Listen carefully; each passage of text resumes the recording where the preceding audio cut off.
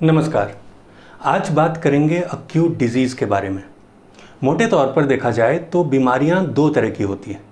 एक chronic disease जो कि लंबे समय तक चलती है, जैसे कि डायबिटीज़, एस्थमा, अर्थराइटिस, और दूसरा अक्यूट डिजीज़ जैसे कि सर्दी, खांसी, बुखार। मोटे तौर पे आज ऐसी बीमारियों के बारे में बात करेंगे जो सबको होती है, जानवरों को भी। आपको पता है ना कि डायबिटीज़, कोलेस्ट्रॉल, हार्ट डिजीज़ ये सब जानवरों को नहीं होता है, लेकिन क्या बुखार जानवरों को होता है? होता है। सर्दी, खांसी, बुखार, पेट खराब, उल्टी ये सब जानवरों को भी होता है, क्योंकि ये कोई बीमारी नहीं है, ये शरीर की सफाई की प्रक्रिया है। फोड़े, फुंसी, पिंपल्स ये सब क्या है? ये शरीर में जमी गंदगी पिंपल्स के रूप में शरीर निकालता है। एक्यूट इलनेस अक्सर किसी माइक्रो ऑर्गेनिज्म के अटैक करने से होता है, जैसे कि वायरस, बैक्टीरिया या किसी और पैथोजन का अटैक। जब ये वायरस या बैक्टीरिया लंग्स को अटैक करता है तो शरीर इनको बलगम या कफ से बाहर निकालता है, इसलिए हमको सर्दी खांसी होती है। जब माइक्रो ऑर्गेनिजम्स हमारे इंटेस्टाइन को अटैक करते हैं तो शरीर अपने इंटेस्टाइन का एब्जॉर्प्शन बंद कर देती है, जिससे पेट खराब होता है और वो माइक्रो ऑर्गेनिजम्स बाहर निकलते हैं। जब आप कुछ कॉन्टामिनेटेड फूड खा लेते हैं तो बैक्टीरिया पेट में पहुंच जाता है, और जब ये बात लिवर को पता चलती है तो लिवर फूड को इंटेस्टाइन में जाने से रोकता है। ऐसे में हमें उल्टियां आती हैं और ये पैथोजेंस मुंह के रास्ते बाहर निकल जाती हैं। कहते हैं ना कि उल्टी हो गई तो अच्छा हुआ, इसीलिए कहते हैं। कभी कभी वायरस ब्लड में चला जाता है। जब ये बात आपके ब्रेन को पता चलती है तो ब्रेन आपके बॉडी का टेम्परेचर बढ़ा देता है, ताकि बढ़े हुए टेम्परेचर में वायरस डिसोसिएट हो जाए, और जब बुखार उतरता है तो पसीने के रास्ते ये वायरस निकलते हैं। तो एक्यूट इलनेस कोई बीमारी नहीं है, इसलिए अगर आप इन कंडीशंस में दवा लेते हैं तो आप बॉडी की नेचुरल क्लीनिंग मैकेनिज्म को हिंडर कर रहे होते हैं। जानवरों को देखिए, जब गाय को बुखार हो जाता है तो वो खाना नहीं खाती, कोई दवा नहीं लेती और अपने आप ठीक हो जाती है। हमें भी बुखार होता है तो खाने का मन नहीं करता। ऐसा इसलिए होता है क्योंकि बॉडी डाइजेशन में अपनी एनर्जी वेस्ट नहीं करना चाहती। उस एनर्जी को बॉडी तापमान बढ़ाने में यूज़ कर रही होती है, इसलिए बुखार में ज़्यादा हिलने डुलने का भी मन नहीं करता है। जब आप एंटीपायरेटिक्स या बुखार कम करने की दवा लेते हैं तो बुखार तो कम हो जाता है, पर उस दवा का रेसिड्यू आपको भविष्य में हार्ट डिजीज़ तक भी पहुंचाता है।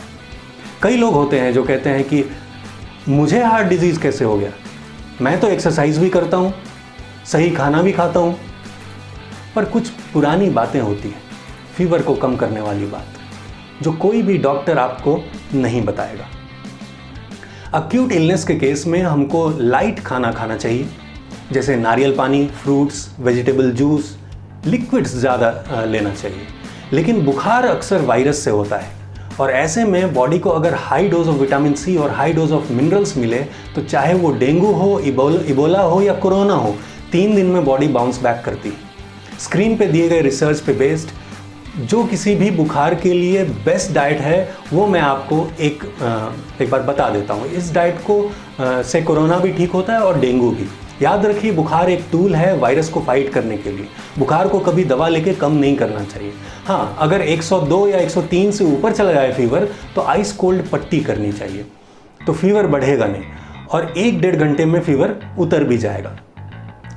तो चाहे वो कोई भी आयुर्वेदिक तरीका हो इम्यूनिटी को बढ़ाने का, 3 डेज नेचुरल इम्यूनाइजेशन उन सब से बेहतर तरीका है। अगर आपको कोई अक्यूट इलनेस नहीं है तो भी आप इस 3 दिन के नेचुरल इम्यूनाइजेशन को कर सकते हैं। तो करना यह है कि पहले दिन आपको सिर्फ नारियल पानी और साइट्रस फ्रूट जूस लेना है। क्वांटिटी हम बॉडी वेट से कैलकुलेट करते हैं। अगर किसी का बॉडी वेट है 60 kg तो उसको 10 से डिवाइड करिए। 60 डिवाइडेड बाई 10 हो गया 6। तो 6 ग्लासेस ऑफ कोकोनट वाटर और 6 glasses of fresh citrus fruit juice आपको लेना है। 1 glass approximately equal to 300 ml। Citrus fruit juice में आप मौसमी, पाइनएप्पल, कीनू, माल्टा या मिक्स करके इनका जूस ले सकते हैं। फ्रेश जूस होना चाहिए, डब्बे वाला नहीं। ऑल्टरनेट करके लेना बेस्ट रहता है। फॉर एग्जांपल 8 बजे सुबह अगर नारियल पानी लिया तो फिर 9 बजे जूस, फिर 10 बजे नारियल पानी तो 11 बजे जूस। ये है पहले दिन की डाइट। इसके अलावा कुछ भी नहीं खाना है। पहले दिन हो सकता है आपका पेट खराब हो जाए, ये एक पॉजिटिव साइन है क्योंकि इंटेस्टाइन की क्लीनिंग चल रही है। पेट खराब भी अगर होता है तो आपको एनर्जी पूरी रहेगी, so don't even think of Electral powder. ऐसा करने से पहले दिन ही आप 70% रिकवर कर जाएंगे, या ऐसा कहें कि 70% इम्यूनिटी आपकी बूस्ट हो चुकी होगी। दूसरे दिन आपको बॉडी वेट डिवाइडेड बाई 20 करना है, तो 60 डिवाइडेड बाई 20 हो गया 3, मतलब 3 ग्लास नारियल पानी और 3 ग्लास मौसमी जूस। इसके अलावा बॉडी वेट मल्टीप्लाइड बाई 5, तो 60 मल्टीप्लाइड बाई 5 हो गया 300, तो 300 ग्राम कच्चा खीरा और कच्चा टमाटर खाना है, दोनों मिला के 300 ग्राम। इतना आपको लेना है पूरे दिन में। ये हो गया डे 2। तीसरे दिन आपको बॉडी वेट डिवाइडेड बाय 30 करना है, तो 60 डिवाइडेड बाय 30 हो गया 2।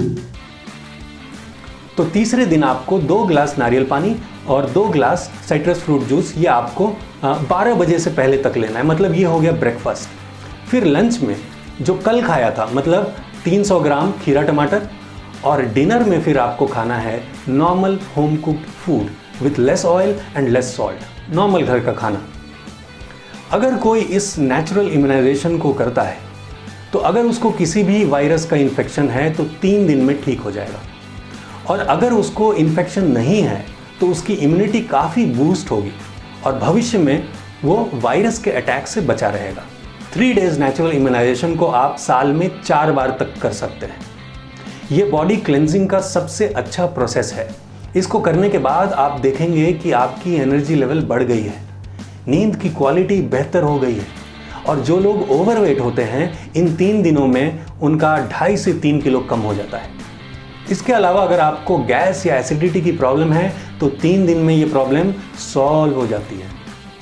हज़ारों लोगों ने इसको ट्राई किया है और उनको काफ़ी ज़्यादा बेनिफिट्स हुए हैं, और सबसे बड़ी बात, ये एक नेचुरल प्रोसेस है जिसका कोई साइड इफ़ेक्ट नहीं है। तो उम्मीद है आज की बात आपको समझ में आई। कोई सवाल हो तो कमेंट में लिखकर ज़रूर पूछें। याद रखिए, हमें हर वक्त शरीर का साथ देना चाहिए, न कि केमिकल्स यूज़ करके उसको और परेशान करना चाहिए। इलाज सिम्टम का नहीं, सिम्टम के कारणों का होना चाहिए। Stay healthy, enjoy life. नमस्कार।